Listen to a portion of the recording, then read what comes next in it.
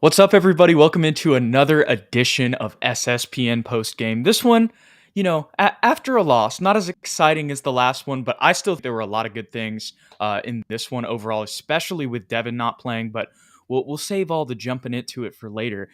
We appreciate you guys being in here, and just want to say, if you do enjoy any of the content or you find yourself in here, don't forget to like and subscribe. Just want to start off today's episode with that. But with that being said, welcome to SSPN, and let's get into recapping the Spurs Timberwolves game, round 2 against the Timberwolves. I believe that this is the last game that we play them at their place. I know we play them this upcoming weekend at home, and then we play them at some other time in the season. But this is the last time having to play there. So, and after today, I was kind of ready for it. I don't know if it was just the difference between the refs from game 1 to game 2, and I'm not saying that was the difference in the game at all. But there's just they're floppers too. Like Cat is such a complainer. He's such a flopper.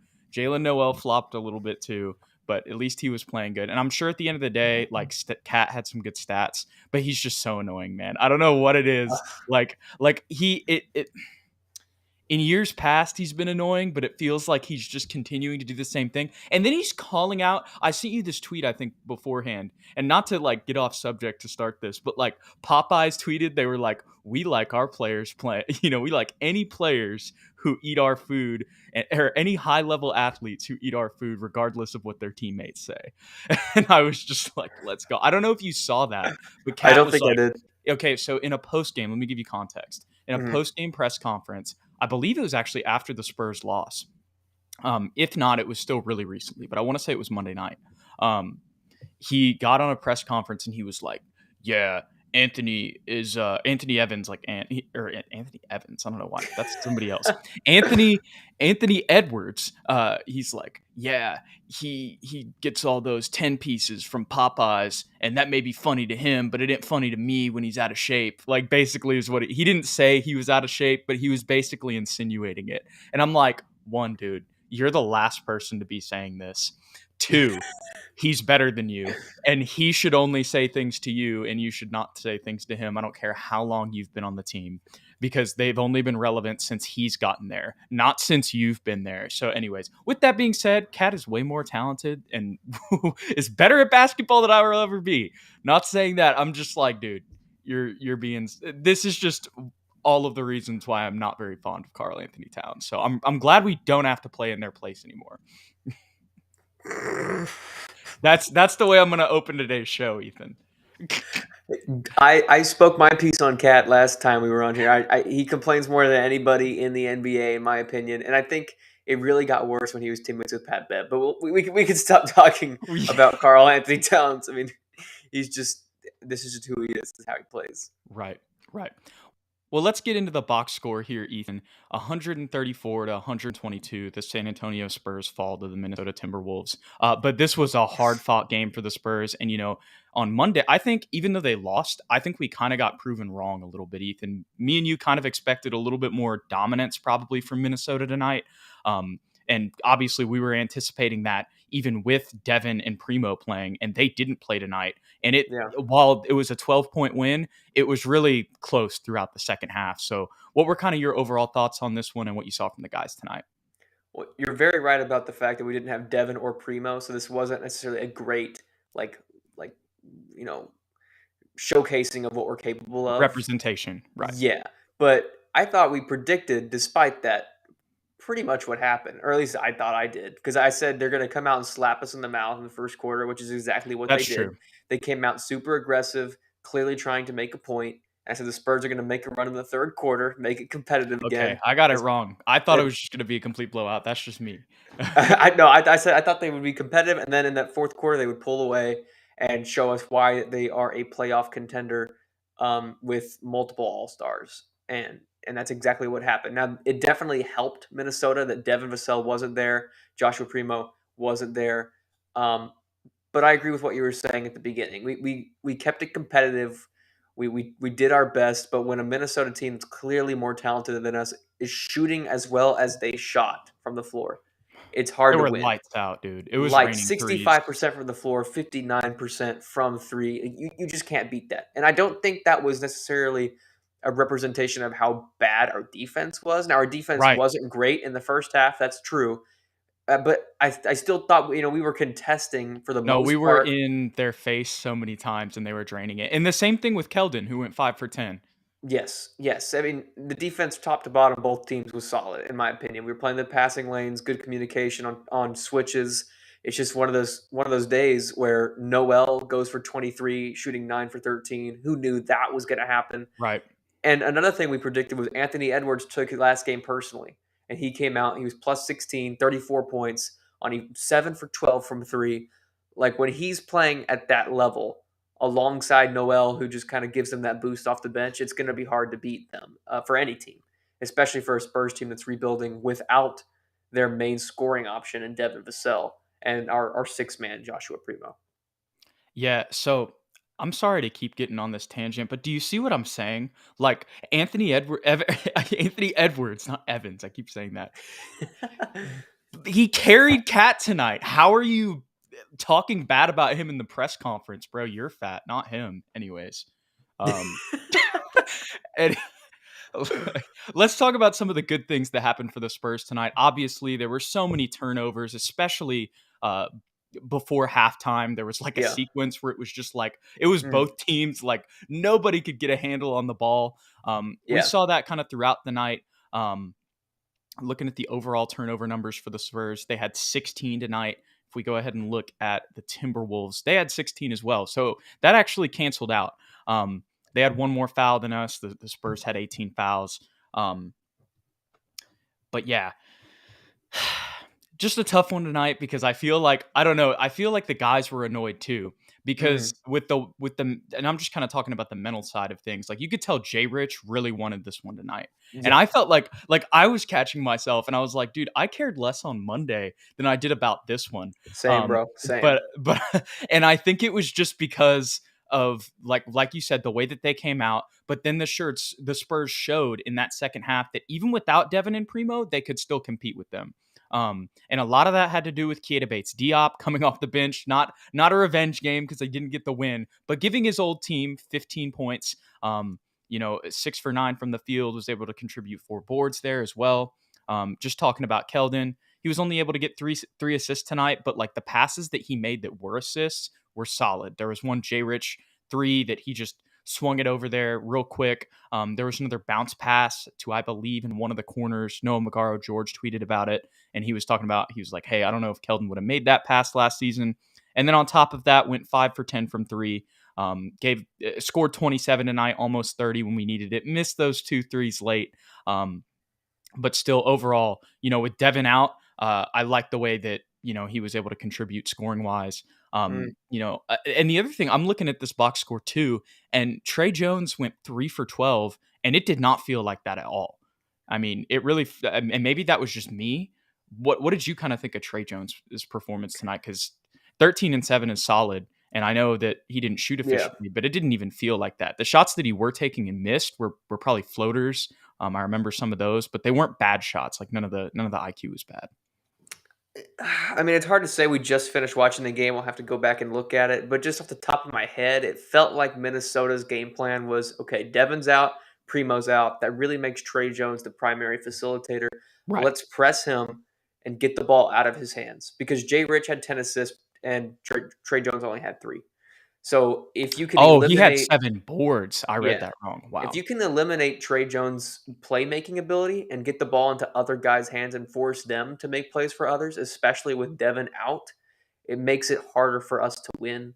And I really think you can chalk this loss up to one thing and one thing only, Jude.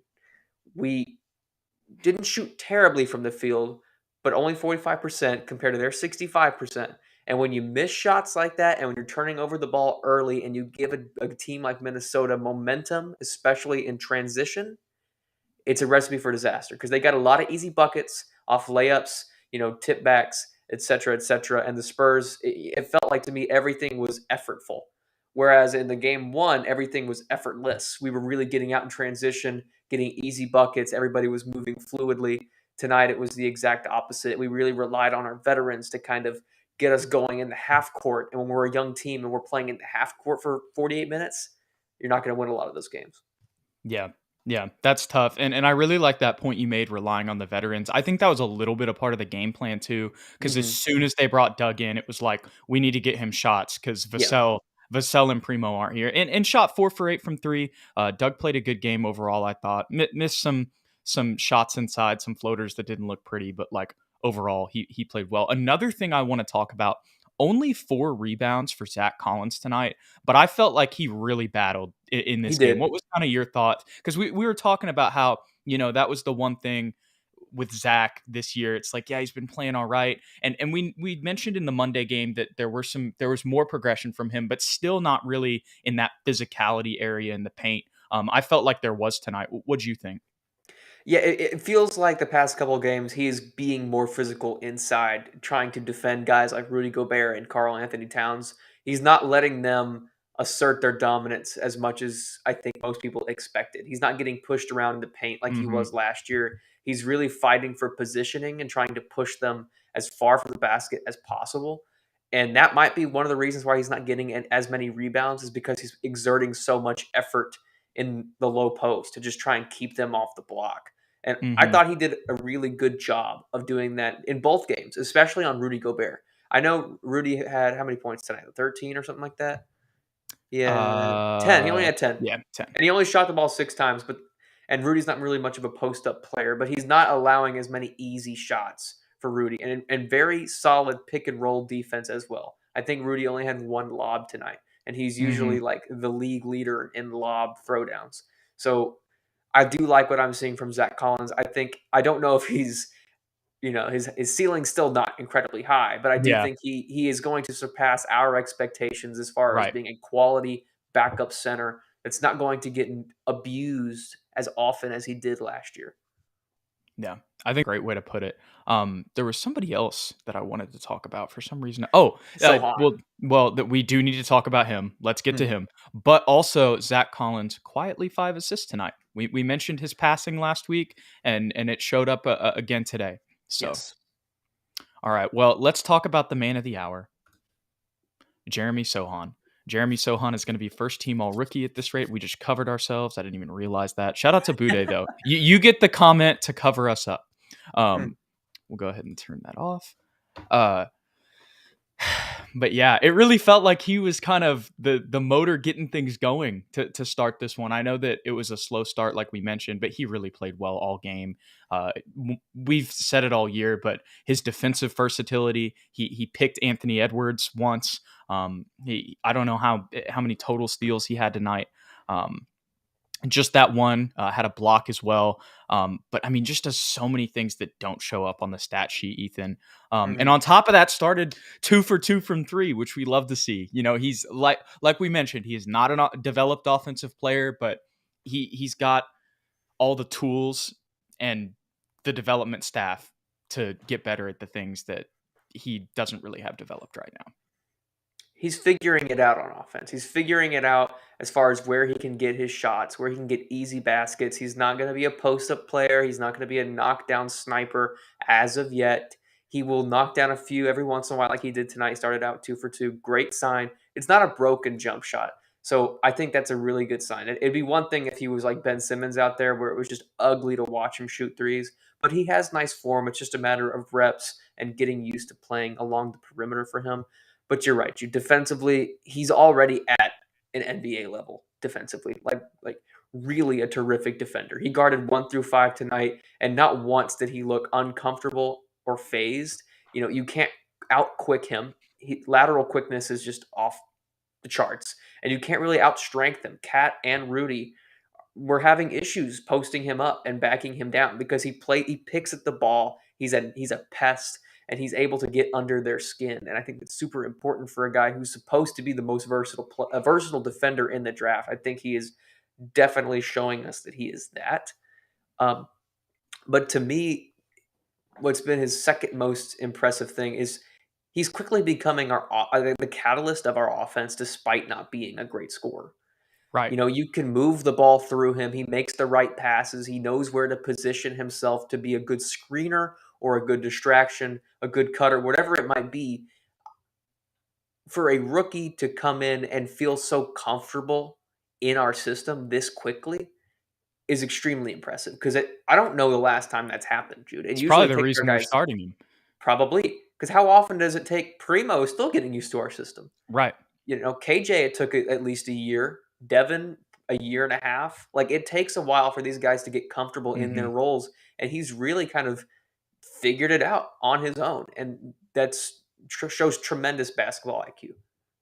Yeah, he is just looking like a better player and a better pick every game.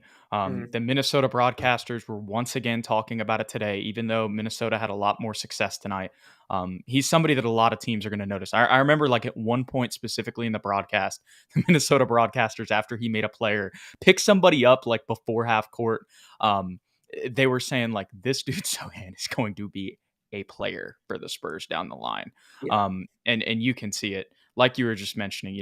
Pop does not throw a lot of 19-year-olds in the starting lineup. And granted, in the context of this team, there's more opportunity for that, especially at his position. But still, you saw all three power forwards play tonight. So it's not like he's taking anybody's minutes really either. Like, Mhm. and he can play well, we don't really, but he can play the three. I think he did play the three tonight. There were some random Sometimes he does, lineups yeah. that we had out there.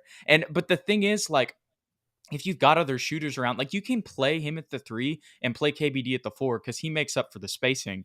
And Mhm. that's the only issue with playing Sohan at the three, because he can do everything else. And as we showed tonight, like, you can't just leave him open. He can knock it down too. And that's just going to keep getting better throughout his career. And you were talking about him and what he does for the offense. Not only does he also sometimes get left open, but it's just like you said, the way that he can play make. He just opens everything up by just his presence. Like, just all of the things that he does well. Yes, there are some things that aren't developed yet, as we've continued to mention, but overall, he really, like, he's the catalyst, I think, to a lot of the success on offense right now, at least in these last two games. That's for sure. It's the Draymond Green factor. And he was compared to him on draft night. He talks about Draymond being a guy that he idolized growing up. And I think, first of all, he's way more athletic, has way more Right. upside than Draymond Green. Hmm. But just It's that it's kind of that impact. yeah, it's almost undefinable. Like when you watch the Warriors, you're like, Draymond's so important. I don't know why, but Right. without him on the court, they would not be winning right now. And it's that same factor that my boy Sohan has. Yes, I like it. Our man H.Q says pop for Prez question mark always. That's my Um, cousin. well, technically, he's already the president. He's already the president of the San Mm, Antonio Spurs. that's right. So A pop is position that Prez. I'm wondering if he will continue to Right. hold post coaching career. Very interesting. But like I mentioned on Monday, remember what Sean Elliott said to the Minnesota broadcasters? That's right. He could be coaching for a lot longer than we're expecting. And honestly, I'm for it. Oh, Jeremy Sohan is him. What did I say in the text earlier? Was it yesterday? It's not Jeremy Sohan, it's Jeremy So him. Yes. Because he is Yes. him. He is that guy. Absolutely. Absolutely. Our man Bude says Jeremy's not going to be a triple single player. That Well, you is know what the I mean. show. Impact, not statistically. Hopefully he's way better than triple single. Oh my gosh. I'm trying to think of some other things from this game that really kind of showed out. I mean, let's just talk about the way that this game played out in the absence of Devin and Primo. You don't want to, like, you never know how a certain game is going to play out. And I think I agree with you. Like, Minnesota definitely, I think, still, even if both of those guys play, they have, maybe it's not as big of a lead, but they have a lead and they come out firing and they shoot the Yeah. same way they did, regardless. I mean, maybe I would say Devin would be able to maybe stop some of those, just because we saw him in the Monday game pickpocket, and he's just the second best player on the team right now. You could argue sometimes, he was making things go a Could be lot too. first. Yeah. Right, right. I don't even want to, I don't want to take away from KJ. KJ's the leader, but, like, most talented, that's kind of still up for grabs, at least Yeah. 5 games through the season. But I really feel like if Devin and Primo are playing in this game, even if the Spurs don't win, it's like one that goes down to the wire, and they have a chance. Because, look, and this is a dumb thing to say, but you lost by 12. Hmm. Like, Primo and Devin are combining for that much, man. They're combining for more than that. And Hmm. I know that that's not the best way to put it because like I said, games play out completely differently if you put those two guys on the floor, just with the flow of the game and the way things happen. But I think this really it showed a lot about this team, even in this situation where Romeo is out there. Romeo came out and he started another note. Romeo, he started so good, man, and then it was just like later he was just getting worked, and I was Yeah, just like, there was one point I was watching the game, man, and I was just like, dude, we really cut Wieskamp. Like, dude. even though Wieskamp maybe would not be as good of a defender as him, it was just like Wieskamp would not make the mistakes he's making right now. But I all love to Romeo. He did a really good job defensively against Ant on a couple individual one-on-one possessions in the first half. Made him pass off and made him miss. So I got to give him his roses there. I feel bad for Romeo Langford because you're right. At first, it didn't look like he was playing that bad. It looked like he was actually playing pretty solid offensively and defensively as far as, moving without the ball, passing the rock, not letting it stick, and then, like you said, guarding Anthony Edwards. But to be thrown in to guard Noel when Noel's already on fire Mm-hmm. and then Noel just continues to cook him, that was hard to watch. And I don't know if that's Yeah. necessarily his fault because Noel was just he. I don't care who was guarding Noel or late in that game, he was going to score. Like he was really really hot. Um, but you would have liked to have seen something a little bit better from Romeo. He was minus 16 and plus minus again plus minus not always everyone's favorite stat, but that's Right. that's pretty low for a plus minus. So but he doesn't play if Primo or Devin is playing. So take it with a grain of salt. Right. Right. Well, I mean, it was what it was, right? It was what it was. But It was what it it's was. and like I was saying, like I cared more about this one, but at the end of the day, this game doesn't matter. No. Another thing I wanna talk about too, though. Did you see like Pop put in the tank lineup, and then they were like, Yeah. "What are you doing?" And then they put him back in, and they like took Keldon right back out. Yes, I did. I did. I noticed that. Bro, I don't even know if it's tanking though, because that's just what Like, Pop yeah, does. Like right. that Pop would do that if we were like contending. He'd be like, I don't really wanna who cares? Like it's the Minnesota Timberwolves. Like It's let's just game 5 in yeah, who Minnesota. cares? Come on. Everyone sit down. Like he would have done that in 2014. Just as yeah. Yeah, no, what was I gonna say?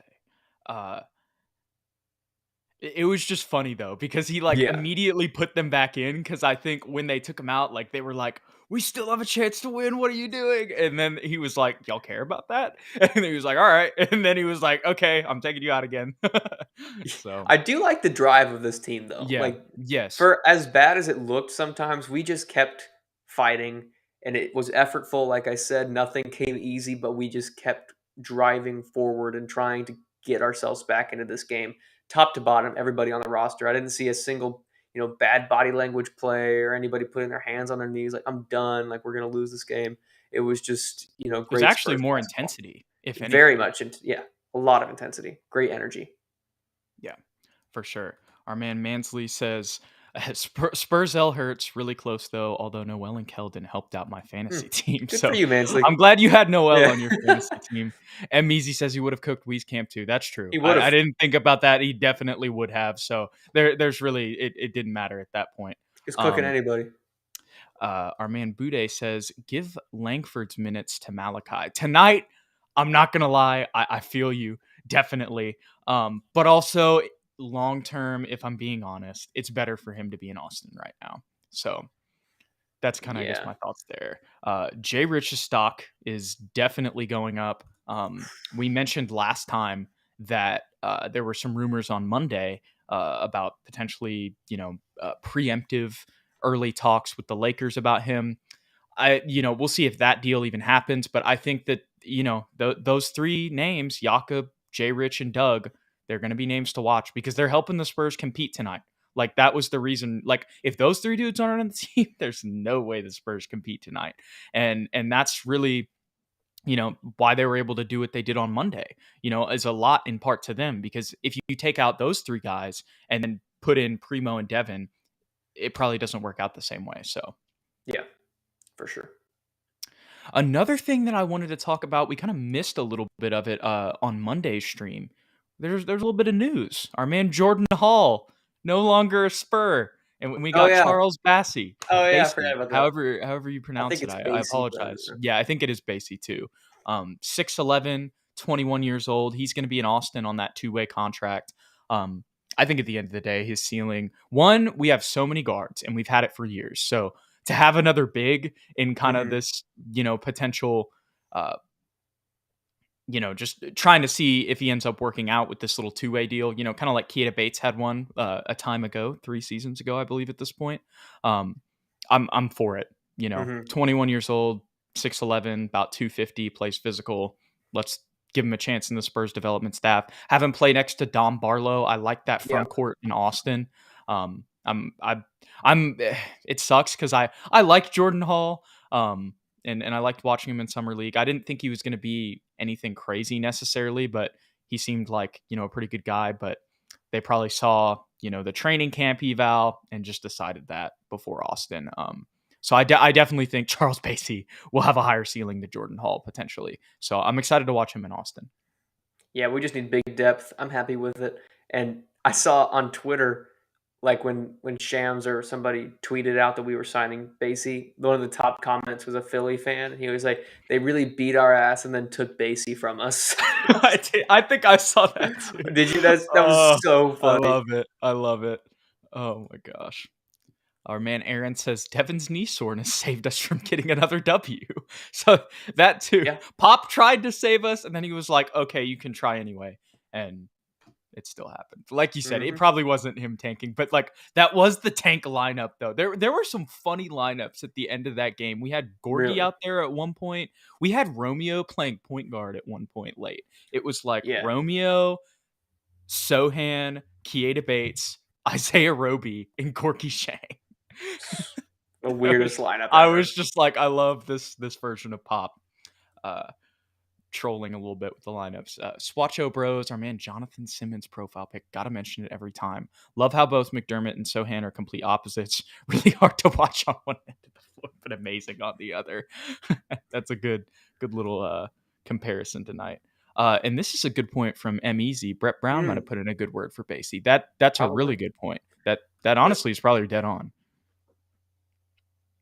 Yeah, no, you're right. Okay, I was gonna say, Yeah, was Basie even there with Brett Brown? But yeah, he was. he I probably think drafted him. I Yeah. think his rookie year. Yeah, I think it was Mm-hmm. the 1 year Yep. he was there. Yeah. Well, any final thoughts on this 134-122 loss to the Wolves here tonight, Ethan? No. I don't really have any either. So Yeah. wait, you got one? I said, well, we needed a loss, so I'm glad. But One step closer to yeah, higher draft odds. yay! We're tied with Minnesota now in the standings. So It's gonna be so unfortunate when Devin comes back and goes for 30, and then we win again. on But it Demar's won't be head. unfortunate because uh it'll still be good. We'll still enjoy it. Mm.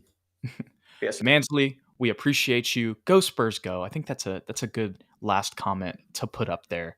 Um, And let's see. Oh, also, our man Nick says congrats on 800. We appreciate that. Yes, if Thank you you. do Yes. like the content or you just watch the content, have some Spurs fans, friends out there, tell them about it. We're just two Spurs fans talking hoops after every game. We love to hang out with y'all. So don't forget to like and subscribe, like we said at the beginning of the video. Go hit that like button, hit the subscribe button. And then also to stay updated with the show or watch the show on Twitter if you want to. Go ahead and follow us on all of our Twitter accounts. You can follow our personal accounts at Jude McLaren, at Ethan_Quintero, and then our SSPN account at SSPN on YT. We appreciate y'all. It was a loss for the Spurs, but honestly, it was still a fun game to watch, and it was a good loss. Like if we're gonna lose, this is the way that you want to lose, and just at least make Cat a little bit more angry and annoyed against a team that's not really that good to just expose him a little more.